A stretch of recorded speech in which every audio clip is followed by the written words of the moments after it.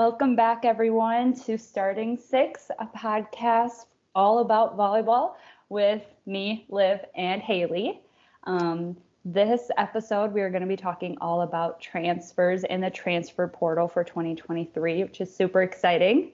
But I first wanted to thank everyone that hopped on and watched and gave us all the love and support. It was a really good turnout from our friends and families and very encouraging to continue this podcast. I was a little nervous. How about you, Haley? Yeah, it was nerve-wracking, I think, because that episode was a little vulnerable, I guess you could say. And I was a little nervous to go back and talk about all that stuff a little bit because it's been so long. And I think I've blocked a lot of it out of my memory. So it was a little nerve-wracking for that. But and starting, I think the hardest part's just starting it. When you have 10 subscribers and you're like, is it weird? Do I look silly? Are people making fun of me? But this is something that we wanted to do. So, and neither of us are quitters. So we're just going to go full speed ahead. And I think I feel much more relaxed about this episode than I did the first one for sure. Yeah, definitely get to talk more about the fun things than some of the not so fun things. Even though volleyball is fun, there's some things that we talked about last time that just hit a little bit different than this one hopefully will. Yeah, I would agree. I definitely had a lot of people who I haven't heard from in a while reach out, and people who listened that I never would have expected them to care or anything. So that was really cool to see as well. So shout out to our friends and family. They're the best and very encouraging. So I'm excited to talk about today, and I'm excited that volleyball is back. It's been way too long. I have been watching too much football and basketball and everything in between. It's just been too much men's sports for me. So I'm all in on spring season kicking off. Yes, I'm very excited. Agreed. Way too much football. Yeah, way too much. Just way too much. Especially living here in Green Bay. It's just all anybody talks about at all times. So I've had enough male sports for a while, so I'm ready to get back into the swing of things with college volleyball. So speaking of, what day do we watch? Was that 2 nights ago? Monday night? Sunday night? Sunday night or Monday night? Yeah. We tuned in for, unfortunately, only a little bit of the Ohio State versus the Athletes Unlimited, which is the professional league that is started in the U.S. So we kicked into that on the Big Ten Plus.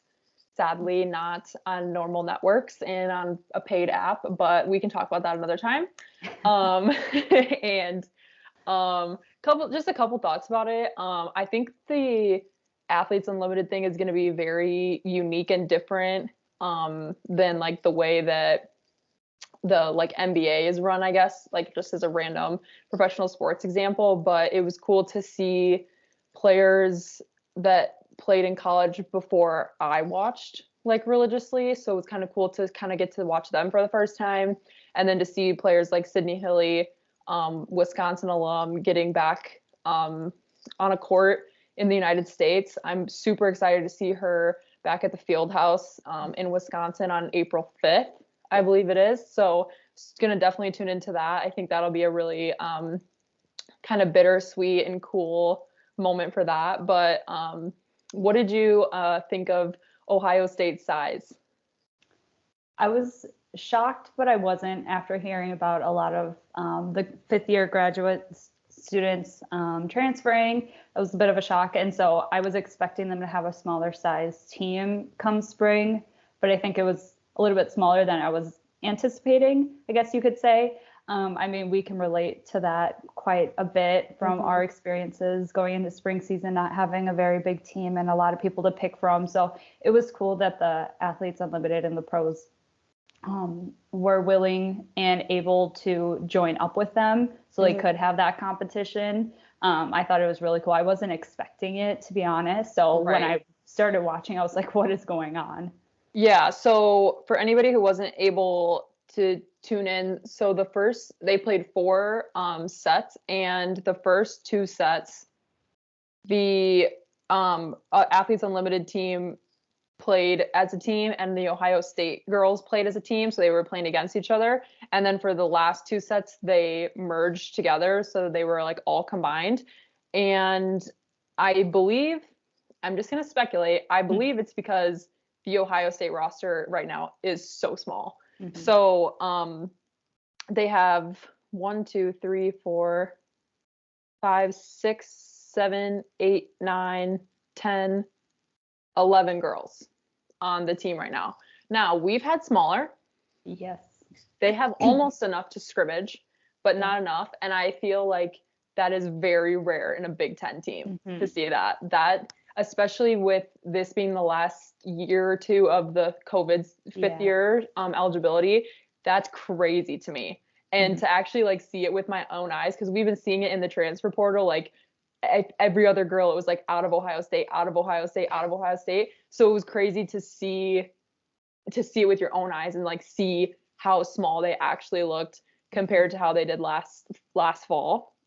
And I don't think they had a fabulous record, especially not in conference, but I didn't think they made it to the Sweet 16. They had a good run in the tournament. Right. I didn't think they were a poor team. So there must be something like inside the program that's kind of pushing these girls out, or they had an abundance of seniors and I wasn't aware of that. Yeah, so I did a little bit of digging on that because a lot of the transfers that I wanted to mention today were from Ohio State and mention how many of their starters and fifth years had transferred, because when the first few went, we were really surprised.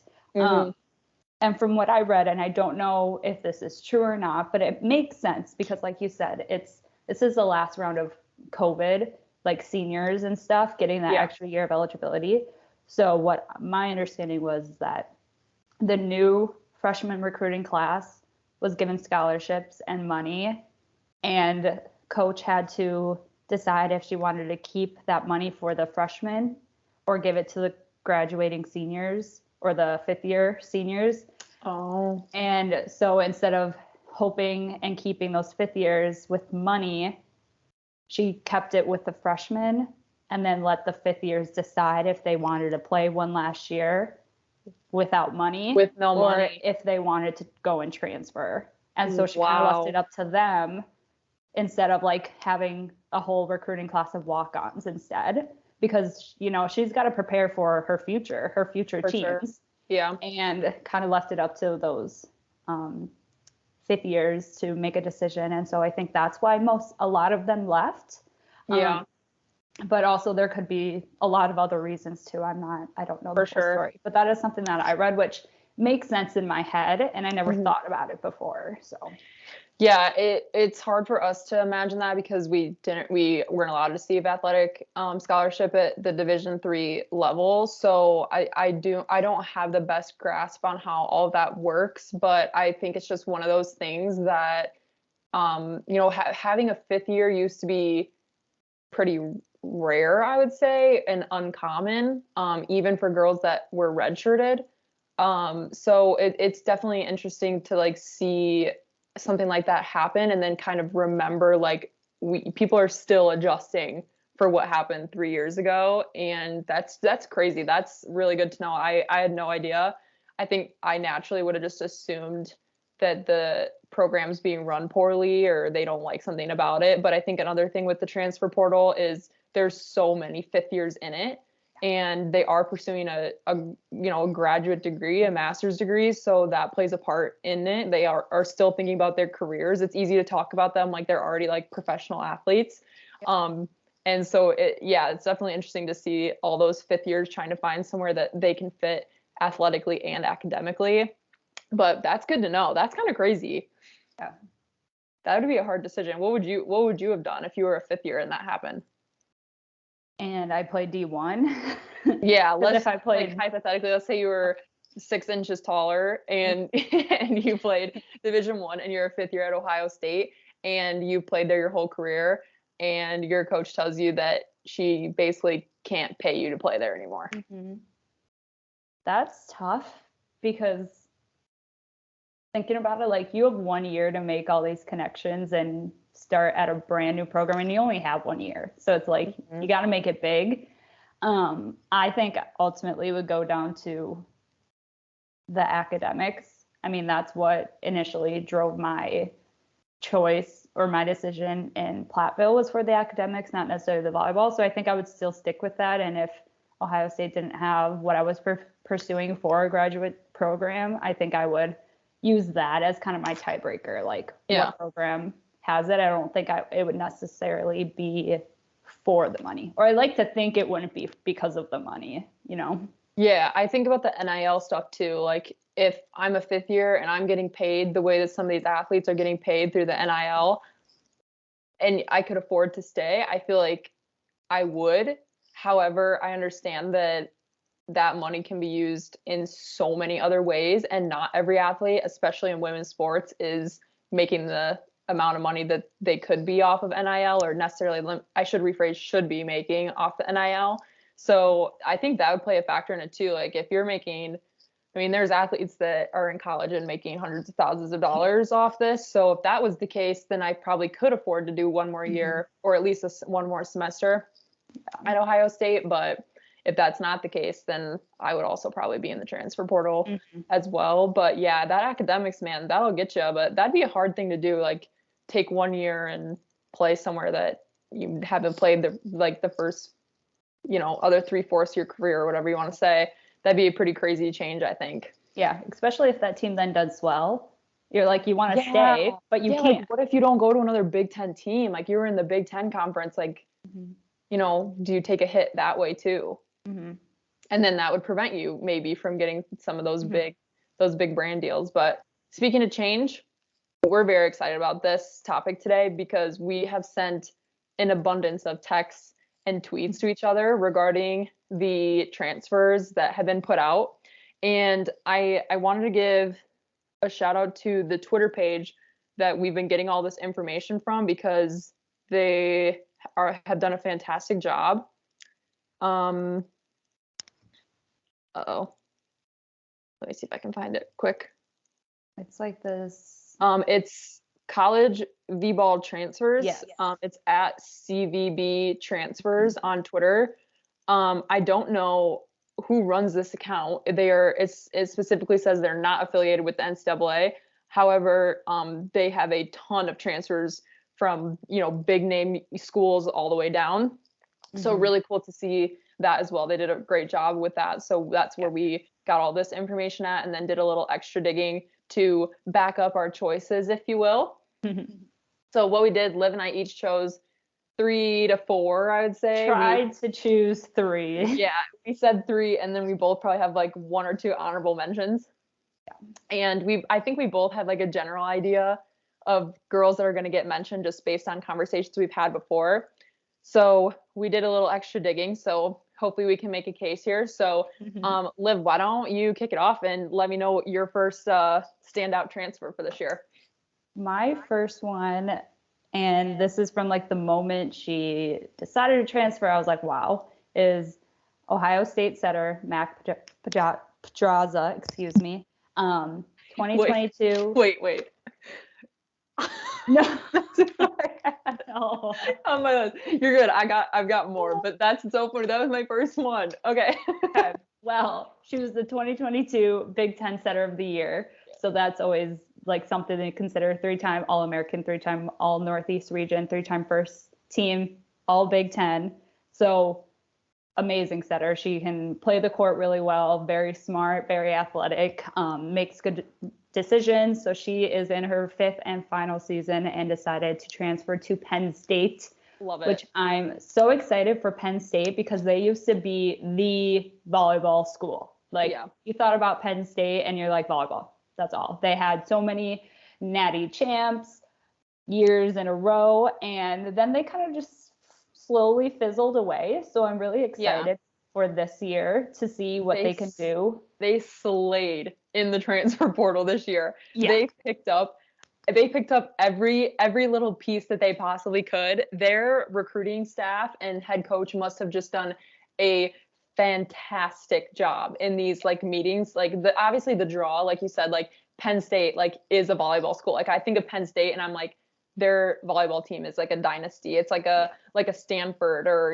and like a Nebraska. Like it's up there. It's these big name schools. Mhm. And so to see them start to build like a powerhouse again after they had a good year last year, like they were still good, but to see Mhm. them like get players like this is so exciting. Yeah. I'm really excited about it. And to continue on Penn State, I mean, I'm pretty sure it's their head coach's second year. So last year was her first year, and she is going out with a bang on the second year with her recruiting class and her transfer portal. And I'm really excited to see what she's going to do with these players. So that's Huge my number pull. one. Huge pull. Yeah, I saw on Twitter that Mac was also at the spring training for the USA women's team, which is just gigantic for any program, especially as a transfer. Great first pick. Thank Also you. had that, so fantastic. Love it. Okay, I'll move. The next one that I had was Annie Evans, another 5'9" setter. She's a true senior, so not a fifth year, true senior. She's transferring out of Nebraska to the University of San Diego. This was interesting to me because I don't think that Annie got the time she should have at Nebraska. And as much of a Nicklin Haynes fan that I am, like I think Nicklin Haynes is fantastic and obviously was a backbone of that team. She decided to take her fifth year and just physically was in and out, which makes total sense. So they did they kind of rotated between three setters in a 6-2. So it was Nicklin, it was Annie, and Kennedy Orr. So they were kind of just rotating through. And I think the 6-2 looked quite uncomfortable for Nebraska after having Nicklin Haynes run the court for so many years. So I think this is a fantastic move on Annie's part. Obviously, University of San Diego was a Final Four team last year. Out of the blue, crazy team. So I can imagine they also did well in the transfer portal. I just, as a Nebraska fan, I don't think they're a 6-2 team. So I think that on Annie's part, this was a good move to transfer out. And I can imagine that she had those conversations where they basically were like, can't really guarantee it. And I definitely think that they want to transition back to a 5-1.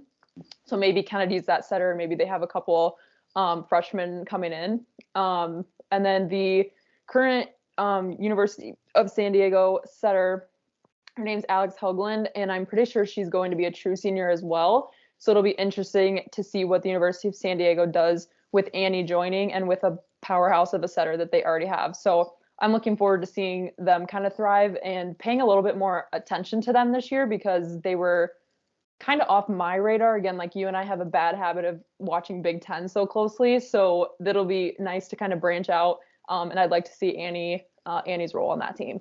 Yeah, for sure. And I mean, Nebraska always has such power hitters. So I agree with you. I don't think that the 6-2 worked in their favor all of the time. And I think Coach had even mentioned that. Like he was like aware, but knew he had to do what he had to do. And unfortunately, Nicklin's body wasn't able to hold up for her to run that 5-1 the entire season. So they just had to adapt and adjust. And they did the best that they could, but I don't think it's going to be something that carries on into the next season. So it'll be interesting. And I know, because you talked about San Diego, they had a lot of a lot of players in the Athletes Unlimited draft. Yeah. So I believe that if it wasn't their I don't know, I can't remember if they ran a 5-1 or 6-2. One of their setters was drafted, I believe. I'm trying to look it up. I can't remember what they ran because I watched them. Gabby Blossom, setter from San Diego. She got drafted, so they are looking for at least one setter spot opening. So I think it was, like you said, smart for Annie to go there with that position opening up. It's crazy how much your setter rotation depends so much on your hitters. Like, I think sometimes the idea that, it's important to have a good setter and a good leader in that role, but to be able to run a successful 6-2, which we saw the beginnings of it with Wisconsin this past year running the 6-2, they had the offensive threats to do so. Yeah. So when you're looking at Nebraska this year, now that Maddie Kubik is gone, I think there's going to be a lot of moving around in their front row. They also lost a couple of middles, so it'll be interesting to see if this new change in their front line might just mean they physically, it doesn't make sense for them to run a 6-2. And the other problem with the 6-2, as we discussed with Wisconsin, is you're losing a defensive specialist spot by having a setter in the back row at all times. And that can be a very big hit for a lot of teams who especially aren't defensive heavy. So in Nebraska is. However, again, with what was her first name? With Knuckles. Kenzie Knuckles. Yes, Kenzie, thank you. With her being gone as well, that she was a vital part of that back row, and you could see it after she got hurt. Yeah. So I think Nebraska has a lot of tweaking to do, and I'm sure they'll do a great job with it. But I think that for Annie, this was probably a very good move. Yeah, I agree. And I think Nebraska's going to I think they're going to step down a few notches this year. I think it's going to be a big. Really? You think so? Rebuilding in a way. Like, I think they lost a lot of key players. Like you said, Maddie Kubik, Nicklin Haynes, Kenzie Knuckles. I think they lost a lot of glue players, I would say, like leadership positions. So it'll be interesting to see how that changes. And they also lost, Whitney, what's her last name? The right side. Longstein, I think it was, or something like that. They also lost her, who I felt like she was a big, like, spark player. Oh my God, she was fantastic. So that's sad to see as well. So I think they'll do great as always, but I think there's going to be a lot of kinks and things to work out throughout the season that you'll see early on. Yeah, this will be a big rebuilding year for Nebraska. Their freshman class is humongous. They have a powerhouse of a freshman class coming in, which is 1,000% expected in a program like that. So it'll be interesting to see the adjustments that they have to make that we watched so many other teams make these past couple years with this COVID eligibility thing. So definitely interested to see that. I'm really looking forward to it. And shout out to Maddie Kubik, who's now playing in the Athletes Unlimited in the professional league. So makes sense why she didn't take her 5th year. So that's, makes sense. So yeah. All right, next transfer. Okay. Well, on my list I had from Minnesota, Jenna Wennes. She is transferring to Texas. So obsessed. That's one big move to another big move. She is a junior. She'll be a junior, I believe. Outside right side hitter. Second in kills for Minnesota. And it'll be a big move for her to go to Texas because they just lost Logan Eggleston, their big outside hitters. So it was also a smart move for her, I think. I think she kind of got, in a way, undershadowed at Minnesota. I think they have a lot of freshmen that are big names or younger players that have a lot of potential and are a lot of talk. So I think they get a lot of shine at Minnesota, and I think she was kind of underused at times. So I'm hoping for the best for her and for her to get that spot replacing Logan, because I think she could do great. And I mean, Texas is a powerhouse as well, and I think she'll glue and fit right in with them. So because Texas lost Maddie Skinner as well. Yes. And so they have 2 humongous pin spots to fill. Humongous. Yeah. So I'm definitely interested to see that. I think you're right. I think Minnesota, and I don't know if it's necessarily their program specifically or if it's the public fans, whatever you want to say. Minnesota, I found, loves to pick a player and only talk about that player. I definitely get those vibes. For the longest time now, it's been their setter. I feel like anytime I watch a Minnesota game, that's all I hear about. Like, that's it. And when you're a Big Ten powerhouse like Minnesota is and has been, you just kind of are like, man, like, why are they not talking about these humongous hitters? Why are they not talking more about CC McGraw? Like, where is the love for these? So that'll be interesting to see. They're also going through a coaching change this year. So they could look like a completely different team than they have. And for sure. So I think the coaching change might have been a bit of a factor in a couple of transfers out of Minnesota for sure. Well, and to hop back on Minnesota, they're now, because CC McGraw is done, and I totally agree. I don't think she got enough shine and recognition as she should have. I've always been a CC McGraw fan from the time I started watching her. She was an inspiration for sure when I played back row. They are now gaining Kylie Murr from Ohio State. She's my next one. She's my honorable mention. I'll let you take it away. I'll get right into it. Talk about her. I'm obsessed with this move. It feels like a good grab for the new head coach. So Kylie Murr, 5'6" libero coming out of Ohio State. Was she playing libero there? Yes. I'm pretty okay. That's what I thought. So she's a grad student, and she initiated the question for me, where is Ohio State messing up? Which Liv, thank you for your research, answered. And I just said, this is a great grab for Minnesota after losing CC McGraw. I think I would never compare the two. However, I think that Kylie being a grad student and transferring from Big Ten to Big Ten school, I just think is smart on her part and comforting for a coaching staff, because the Big Ten, the SEC, the Big 12, these are like dominant forces in college volleyball. So to go from to stay within a great conference, or to go from one great conference to another, as a coach, I would feel comforted by, because you know the competition, you know the gyms you're playing in, you're comfortable with the pace. Like, I think that's really important. And I think that the transition for defensive specialists is a little bit easier than hitters, but I think that she'll be a great replacement for CC McGraw, and I would not be surprised to see her in the libero jersey this year for Minnesota. Oh, no, I'm expecting it. Yeah, and I think it's great.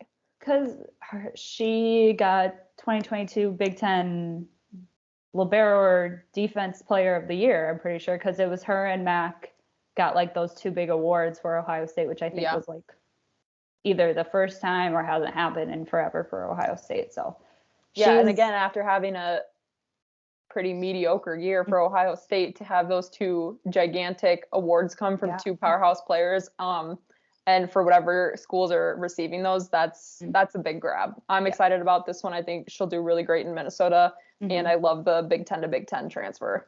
Yeah, and I think like Nebraska, it'll be another really big rebuilding year. For some reason, I feel like Minnesota's always had a rebuilding year in some aspect, and now with a new head coach, Hugh McCutcheon, love him. He was a great coach. Sad to see him go. He was so wise in all things volleyball, but I think an icon, truly. He was. I think this new coach will have a new, fresh perspective that hopefully will help Minnesota go up and up in the Big Ten, because I love the Wisconsin-Minnesota rivalry. Yeah, love it. So I think it'll be good for Kylie, but I also think it'll be a bit of a rebuilding year with that new head coach and with some of those still younger players. So yeah, it feels very much like Minnesota.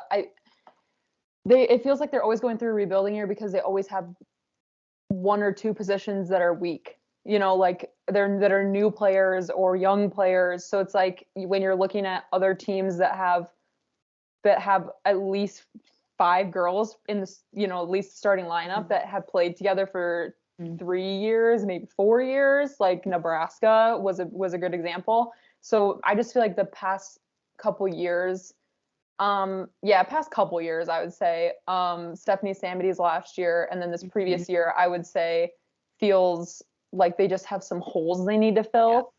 And maybe that's a challenge that this new head coach is ready to take on, because I would love to see Minnesota look the way they did when Stephanie Samity was at her peak, because they were almost unstoppable with her. So to have a veteran powerhouse hitter and a defense that can back you up, that's a very big step in succeeding in the Big Ten. So I'm excited about that. Yeah, for sure. And I think they have a lot of injuries too, that they have to overcome. I think every year they have one. I can think to mind their big freshman outside, McKenna Wooker, shout out. She was from Milwaukee Sting. I knew her sisters and her family. She was a big recruit last year for an outside position, and she hurt her foot in some capacity and was kind of in and out. And I think they've had that in previous years too. So kind of the inconsistency of having those starting players has hit them pretty hard in the past few years. So hopefully they can stay consistent and injury free, and this new head coach can rock their world and do great things. So I'm super excited for them. Yeah, same. All right. My third transfer is from Michigan to Penn State, Jess Merzick. She is an outside hitter, and she is a senior, I believe, but graduating in 3 years. So she's doing her undergrad in 3 years. So it was a little confusing when I was doing some research, but she is a powerhouse. She is a 2-time first team All Big Ten, 2-time first team AVCA All Region. Last year she had 4.19 points a set. Wow. I was mostly excited to see this transfer to Penn State with Mac, to see that connection and see how that works out, because having that really powerful and smart setter with this powerful outside hitter, defender, she's a great all-around consistent player. I think is going to be really good for Penn State to have with that head coach. I think it's going to be beautiful. So. Is she coming out of the University of Michigan? Mm-hmm. Okay. I wasn't sure if I couldn't remember if you said University or Michigan State. That's big numbers. Yeah. That's big numbers for that team. Because they were not successful this year, if I remember correctly. No, I don't think they were. And I watched a little bit of their match against Penn State last year, and she just kind of carried the team. She's really smart, really consistent. She hides her tips well. She rolls those shots. She's really good at hiding where she's going to place the ball. So I think it'll be really good for Penn State to have with Mac as their setter. So I'm really excited to see that as well. Yeah, again, big pull for Penn State. I genuinely hope that we're predicting the future and see Penn State be so dominant. I'm very excited. I'm going to have to order some Penn State stuff. Hey, I'll get it from my cousin. He's a football coach there. I'll have to. Yes, please send me some stuff, because I'm going to have to rep them as they make their way back to the top, because that's huge. To see teams building their front row is very exciting for you and me, being like having played in the front row, and it's hard to fill some of these roles that graduating seniors have left on a lot of these teams. And just Penn State, man, like it's just bringing me back. I just want to see them do so well. That's so exciting. Yeah. All right. I'm going into my last one, and you already know who it is. You do. Yes. Just to build a little suspense, when I saw this, I felt so much joy, and I have never been this excited for transfer news ever, and I have not been this excited about volleyball news in a long time. Like, this is new level exciting for me. So my number one pick is Temi Thomas, coming out of Northwestern, transferring to Wisconsin.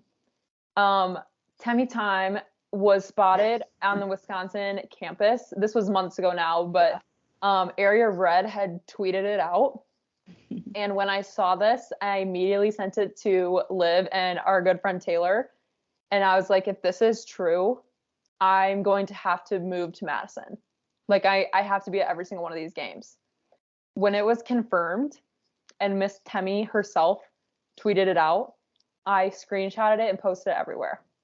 I could not be more excited for this. So Temi's 6'2" outside. Again, she's coming out of Northwestern. She's a grad student.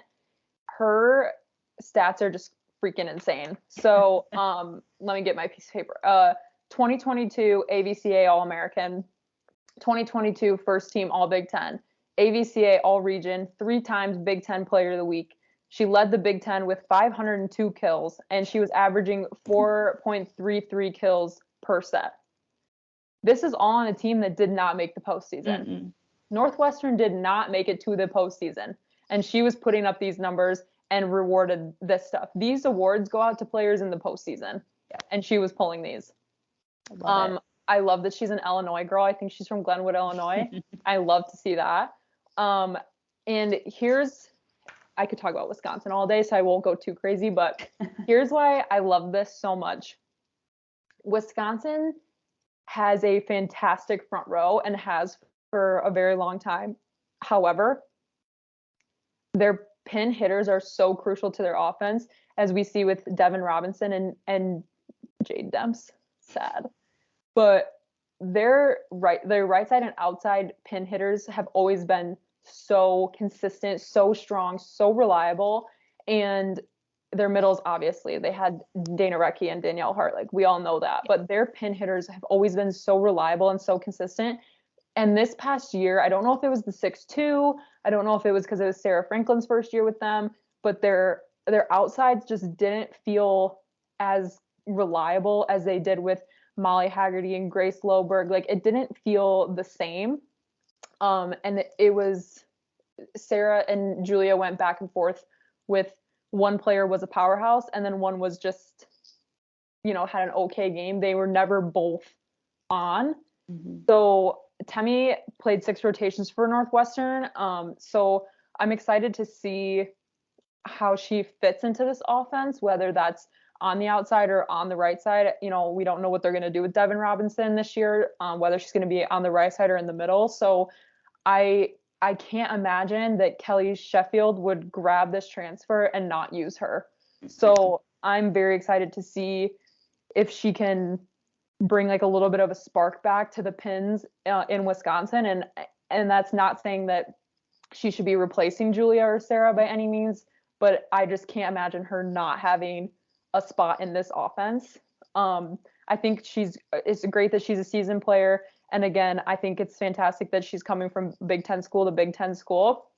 And in the article that came out after she transferred, she said, I transferred to Wisconsin because I'm playing to win a national championship.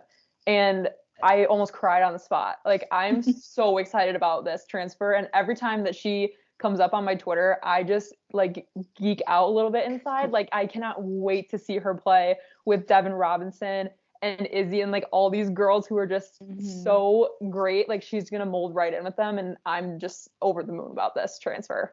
Yeah, it's a big pickup for Wisconsin. I'm very excited. And I couldn't have said it better. Last year, I agree that pin hitters, there's multiple reasons why, but it didn't seem as consistent as in years past, like you said. And I mean, Julia coming from overseas, that's an adjustment in and of itself. That was only her true sophomore season. And I think I saw a lot of growth from her freshman year to her sophomore year. So I'm hoping to see even more growth to her junior year.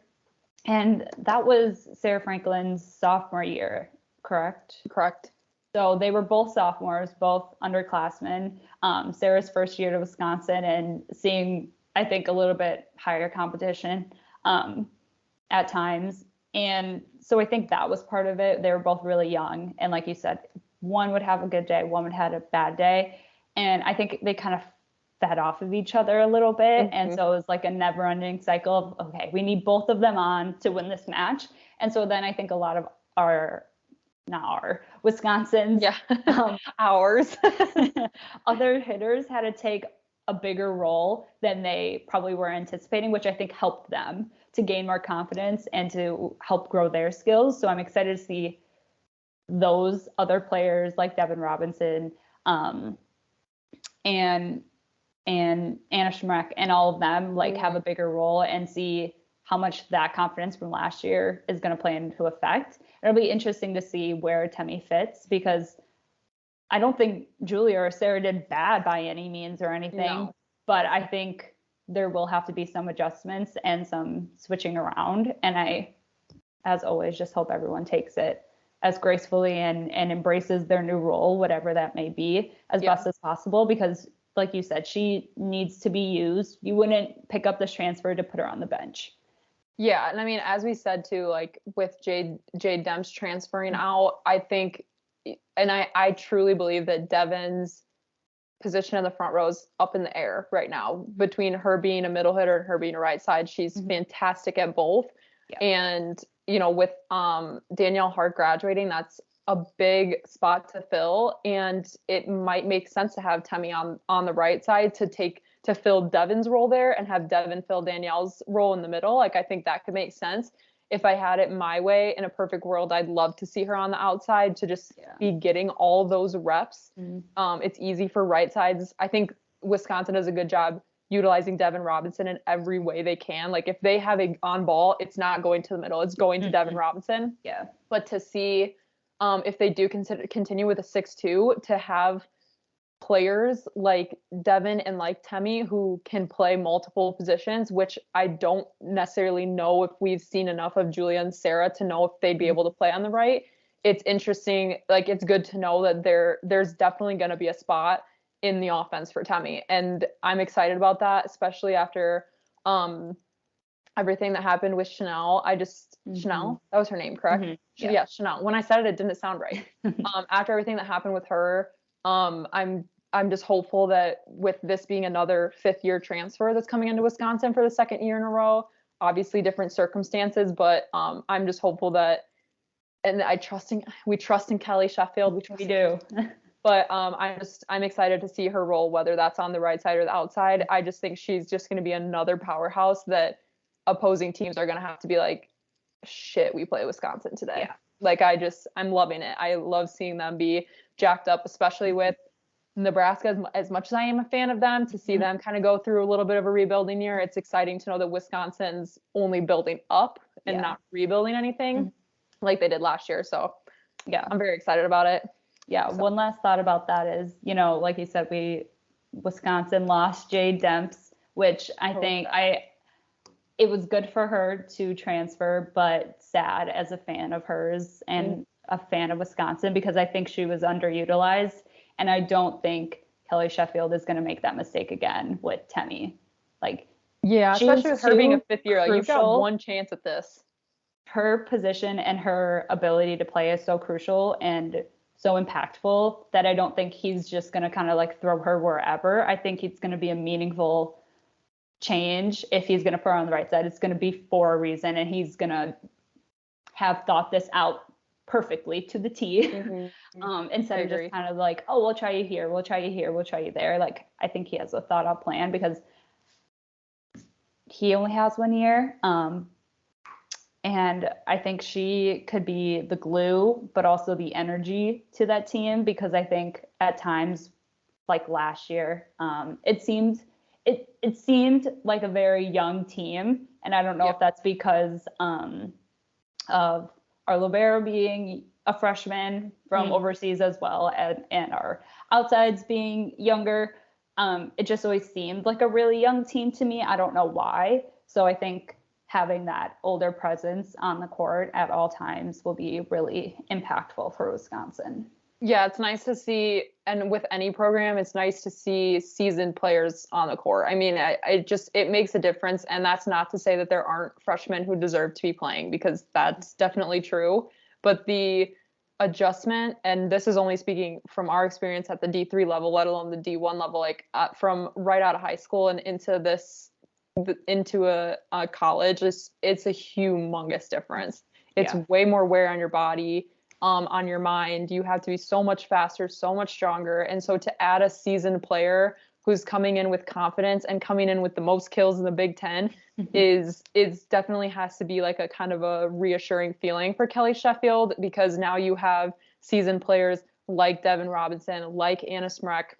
Now you're adding Temmie to the mix. You have Izzy on there. So like, it's nice to see that you have veterans on the court again, the way that you did with Dana Retke and with Grace Loberg, with Molly Haggerty, like with Lauren Barnes. Like, to see that again it's kind of a comforting feeling as a fan, and I can imagine it is as a coach as well. And so yeah, just 5th year, I just hope she pops off. And if Wisconsin has the leading Big Ten player with kills, would make me very happy. So I'm into this. I've talked about it plenty. talked about it enough. I hope, I'm excited to watch Jade at LSU. I can't imagine that she's not starting there. So I'm happy for her. I think it was a good move on her part. Sad for us, but she just wanted more playing time, and I don't blame her. That's fair. Totally fair. All right, you got any other ones you want to mention? I had from Ohio State again, Janisha Moore is transferring from Ohio State to Tennessee, 5th and final year. They're one of their big outsides. Yeah, so she was just kind of a spark player, high energy. 3 kills per set last year. She helped Ohio State go to 3 NCAA tournaments, outside hitter.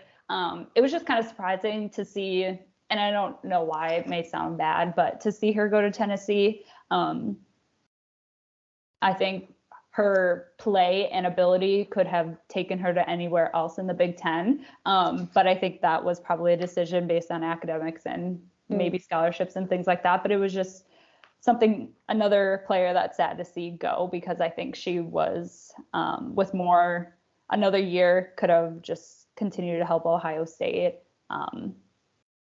be even better, as well as Gabby Gonzalez is going to Oregon. Their other big outside from Ohio State's going to Oregon. So that was, I think, one of the first transfers from Ohio State that I saw leave. And Oregon had a good run last year, so it'll be exciting to see how she does there for her final season. Yeah, Oregon feels like one of those schools like Louisville that you don't necessarily like think of right off the bat when you think of volleyball, but it just keeps kind of sneaking up on you. Because they had that massive outside, and I'm blanking. She's got kind of a funny name. Yeah, I think her name was Brooke. Nedeveller or something like that. Something. Yeah, her last name. Yeah, she got drafted to the. Yeah, she was a beast. Huge. She was a monster for them. So good pull on Oregon's head coach's part to pull in more big hitters to replace her, because she was massive. Yeah, and I'm sure Gabby's just gonna fill her spot for this last season. So that probably won't have too much of a shell shock on their end. Yeah, great uniforms. That big outside. Great uniforms. That'd be a big pull for me out of Ohio State. Yeah, their uniforms ain't that great. Oregon's, I'd be like, give me all that. I love that. Their court, not so much, but their uniforms, love. Yeah. Super. That's cool. Yeah. Okay. Who are your last ones? That's all I had, because you took Mac from me. Okay. I thought I was so prepared. I was like, I have 4. We're only doing 3. Now that I'm thinking about it, I haven't seen transfers into or out of Louisville. Did they have seniors last year? They did. They're big outside. Claire Chassé, she's from Wisconsin. Shout out. That's right. Yeah, I used to play but volleyball. Not the other one. No, but the year before that, they had lost their setter, right? Let me try to look it up quick. I think I saw a few transfers, but I didn't recognize any of their names. Let me look it up really quick. I know who I'm thinking of. She had the knee brace on. She suffered an ACL tear. She crazy good. Yeah, Claire Chassé. Sun Prairie. Shout out Sun Prairie. Yep. Yeah, I remember playing her. Anna DeBeer. That's who it is. Anna DeBeer. She's still there, right? Yeah, she's a true senior now. Okay. She's an outside hitter. She's only 6 feet tall. That girl can I say only lightly. That's actually pretty small. She's massive. She's got a cannon of an arm. Yeah. Louisville's just one of those teams. They play in a small gym, and they're just very good. Like, when you're watching them, you're just like, this is a great team. And they don't have I don't think they have, or have had, I should say, the platform that schools like Nebraska have when it comes to their volleyball. Again, you're watching their games, and I'm like, that gym doesn't look that much bigger than the one we played in. But then when you're seeing them in the championship game last year, you're just like, where did this team come from? Like, this is crazy. They were a very gritty team, and I like to see it, because they had a lot of passion for the game. And once they stepped on that court, it was go time, and I loved it. Yeah, you love that gritty shit. Yeah, you do. And I saw it in Claire Chassé. Like I said, I've played her in club throughout my years, and I always remember that about her. It always kind of pissed me off because I was like, she's so good, and it makes me so mad. But then it was really cool to watch her play and be so successful. But Louisville also got a 6'1" setter, Ellie Glock from USC. She's a sophomore. So she played 1 year at USC and is transferring. So she seems like she did really well in high school and last year. So that'll be exciting to see how she fits in there. Yeah, that's exciting. That's cool to see those like those kind of teams that do fly under your radar kind of pop up. And like it's kind of like University of San Diego, like they have girls going into that Athletes Unlimited, like being drafted, and I've never watched them play and or necessarily had the opportunity to. Let's not, you know, stray away from the fact that there's not a lot of opportunities to watch a lot of these teams on TV. So very exciting in the transfer portal. This has been a blast for us to watch. Again, seeing Jade leave Wisconsin was a huge stab in the heart. Seeing Temi come in was a huge heel to my heart. I'm loving this Penn State vibe. I'm loving it. Loving. So very excited for the season to get started. Quick as we wrap up because we've hit that 50-minute mark. It's spring season. Liv let me know that Purdue played tonight's Wednesday. So that's not really helpful information for anybody. This is coming out on Sunday, but there's games all weekend. There's games next week. Wisconsin is back in the field house on April 5th against the Athletes Unlimited. So Sydney Hilly will be back. These games I think are being streamed on the Big Plus. However, with March Madness kind of wrapping up, there might be more opportunities for them to be put like on normal TV. So fingers crossed for that. And yeah, that's all we've got for today. I think this was a fantastic episode. Loved getting to talk college volleyball again, man. It's back and it's so exciting. It's full speed ahead. So So with that being said, tune in next week. We have not decided what we're going to talk about yet, so it's total surprise for everybody. But yeah, it'll be another great episode. Again, don't forget to subscribe. That's super helpful for us. And yeah, social media accounts probably coming soon where we can post like some clips, some stats, some of these transfers, some upcoming games too. It's kind of helpful to see which ones are going to be on TV. So keep a lookout for that, and we'll see you next time. All righty. Thanks, guys.